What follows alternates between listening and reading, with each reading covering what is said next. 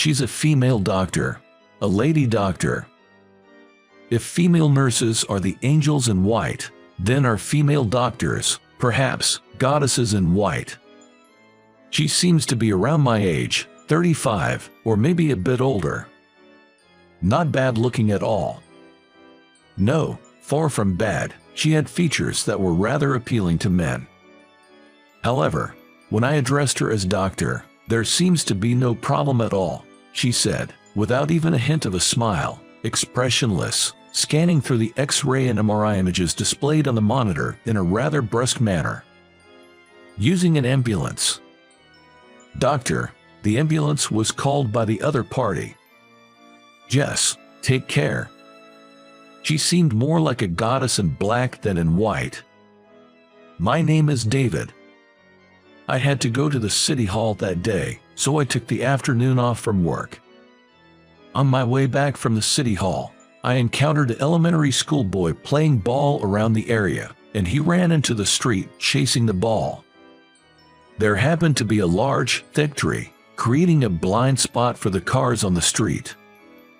The traffic wasn't too heavy. The cars on the road were driving fast. I stopped and watched the flow of cars and the boy. This is bad, dangerous, he's going to get hit. I reflexively ran to stop the boy.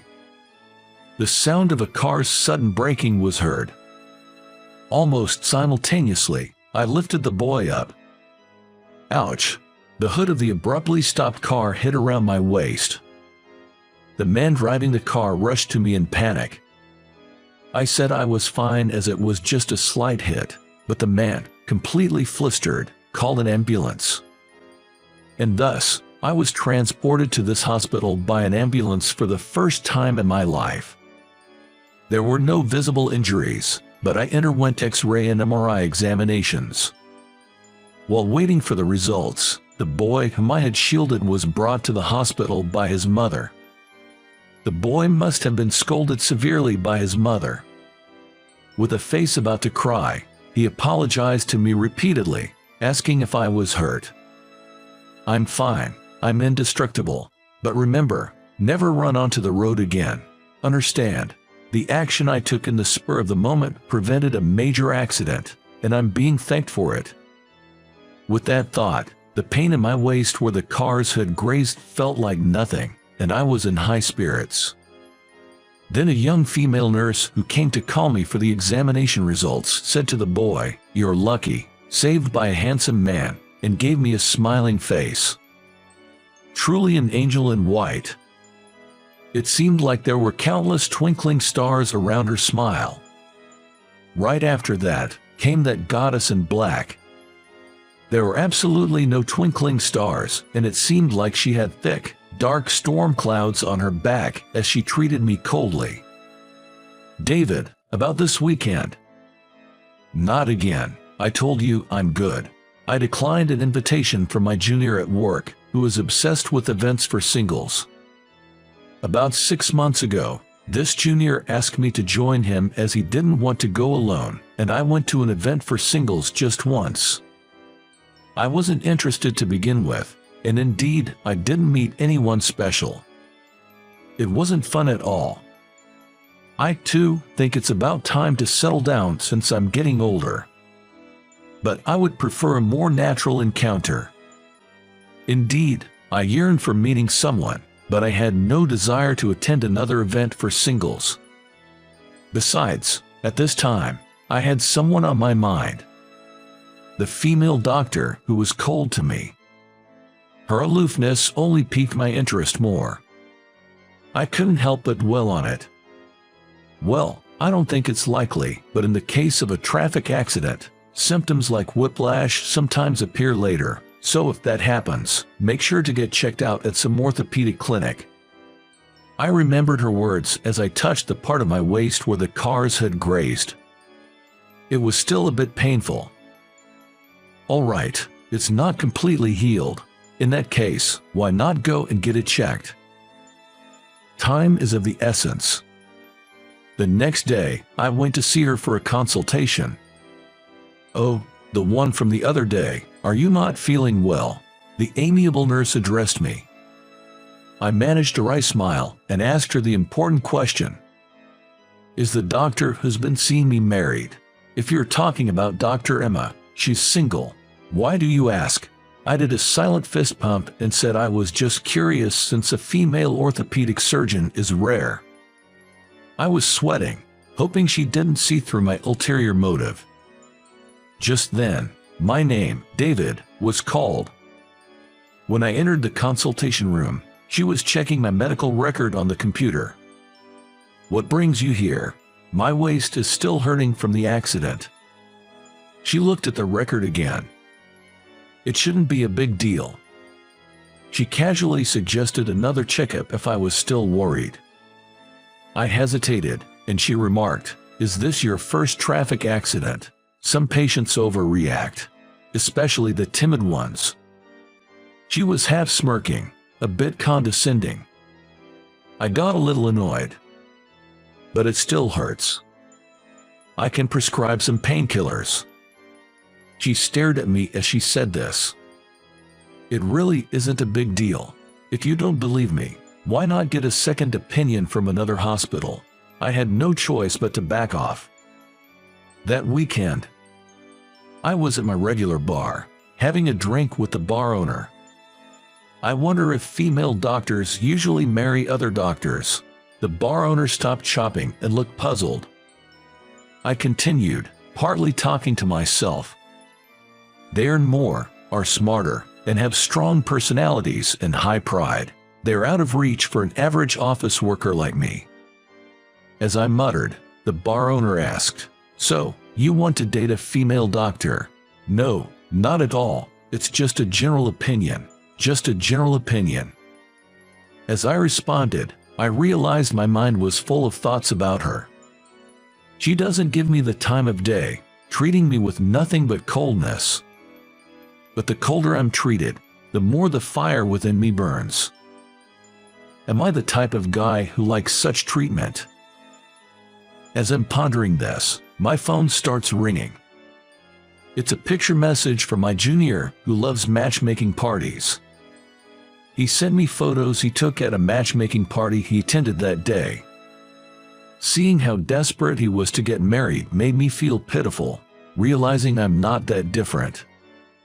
After seeing the photos he sent, suddenly the idea of drinking alone at the bar seemed less appealing.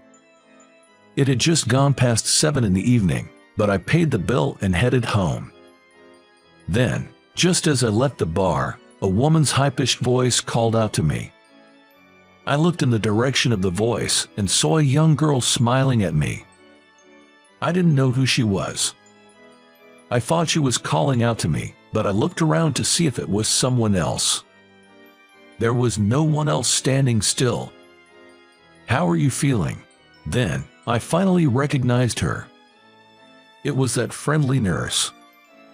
"Oh, I hardly recognized you. I thought you were just some girl." A white nurse coat is powerful.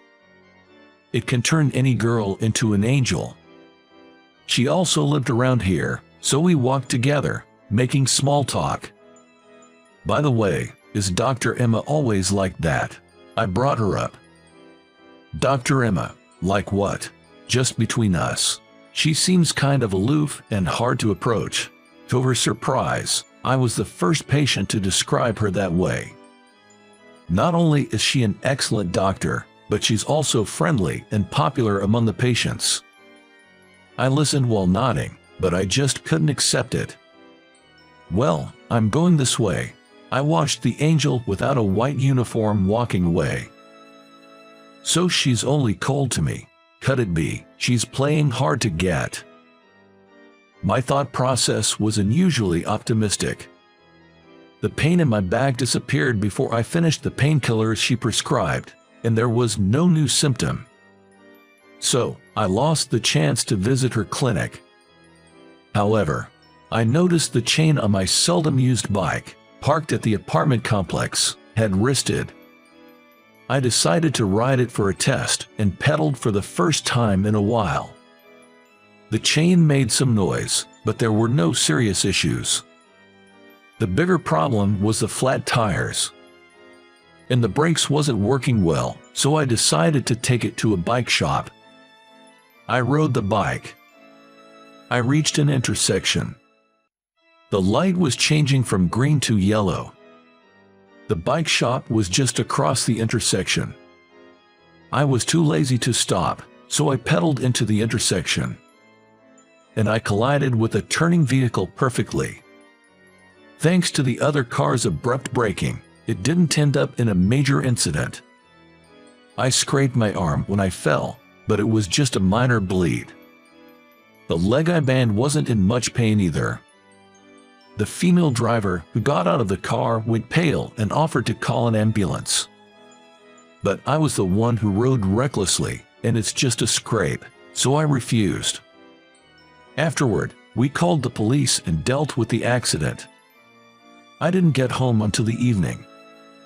I shouldn't have been riding a bicycle. I should have left the rusty chain as it was. Regret was all that came to my mind. Maybe because of that, I had no appetite and felt down. My mind was foggy, probably exhausted from the police inquiry and stuff. The leg that got hit started throbbing in pain. So, I decided to go to bed early and promptly got in bed. The next morning, I woke up when a sharp pain ran through my leg as I rolled over. I felt nauseous and out of sorts. The symptoms, like whiplash, might appear later in case of a traffic accident. Her voice echoed in my mind. Is this it? Is this what she meant? I have no choice but to go to the hospital. So, I called in sick to work and went to her clinic. How can I help you today?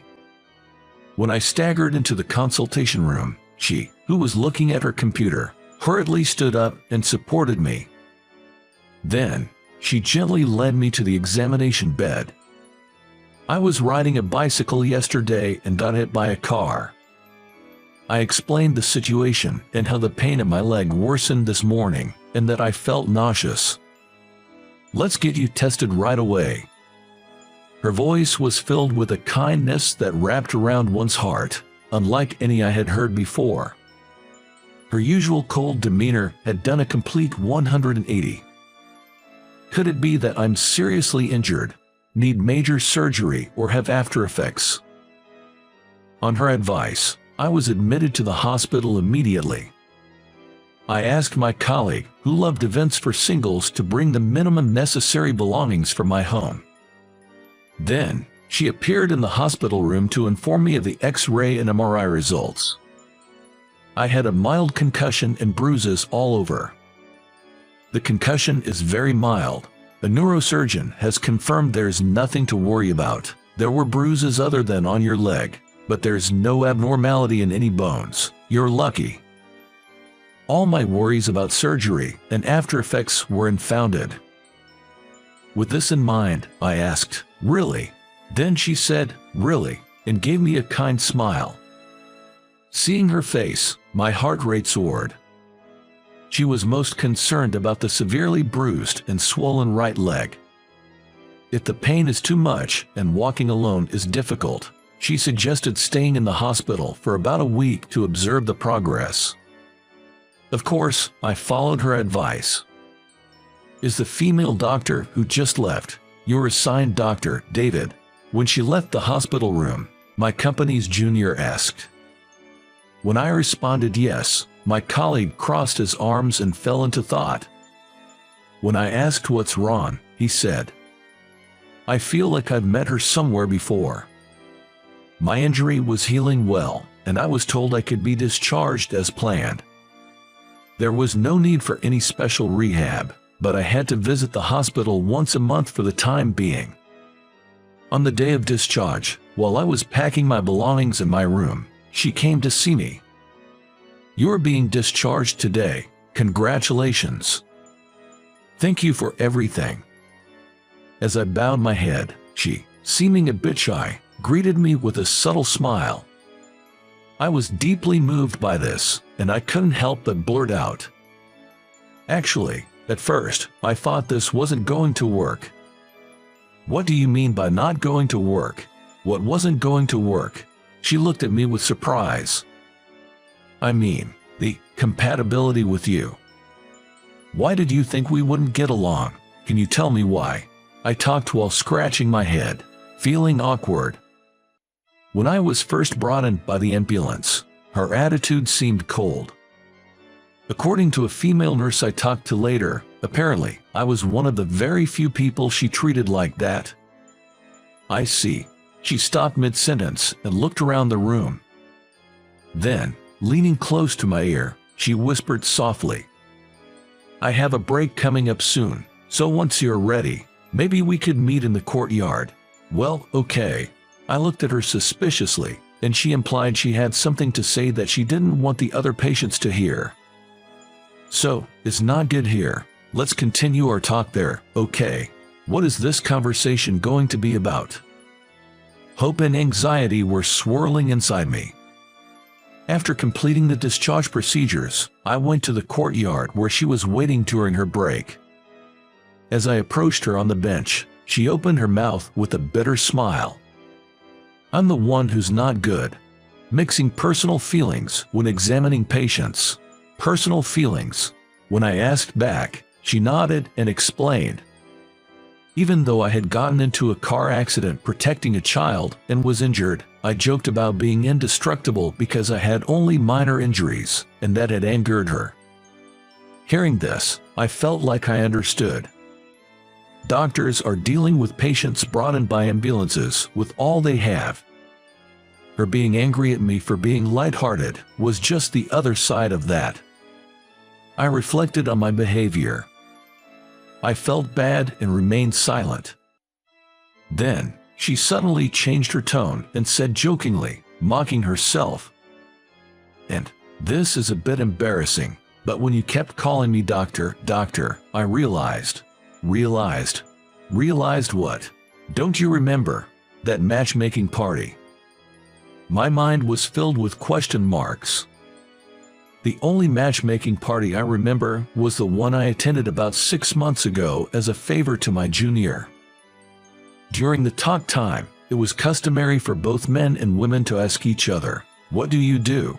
I plainly said, "I'm a doctor."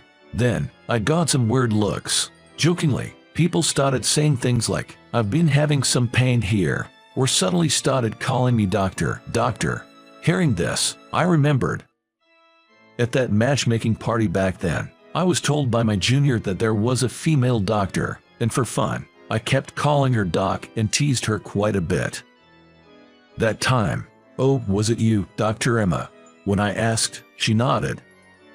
Her makeup and vibe were totally different, and I hadn't realized it until that moment. Or maybe, just like the angels in white coats, I thought it might be the magic of the white coat. She remembered the humiliation from that party and acted cold towards me. I'm sorry about that, but when doctors are off duty, we're just normal women. Seems like I mix professional and personal. Since then, I meet her once a month for consultations. At the same time, I meet her 2 or 3 times a week, seeing her as just a woman. Outside the hospital. Just the other day, I took her to my regular bar for the first time. The bar owner whispered in my ear, asking what her job was. When I replied she was a doctor, he nodded several times. What happened? She asked me, looking puzzled. So, I explained. I had previously discussed with the bar owner whether a doctor would marry another doctor or wouldn't consider a regular guy like me. She chuckled. I asked her, "As a matter of fact, what do you think? It depends on the individual, doesn't it? Some doctors marry other doctors, and some don't. It seems there are people who are set on marrying doctors, but it isn't necessarily the case. Do you mind not marrying a doctor? I don't worry about the job. I don't have to marry a doctor. If I did, I wouldn't be here with you." Does that mean? I couldn't help but look at her. She, with an innocent face, picked up the menu. I was foolish to think aiming for a female doctor was aiming too high.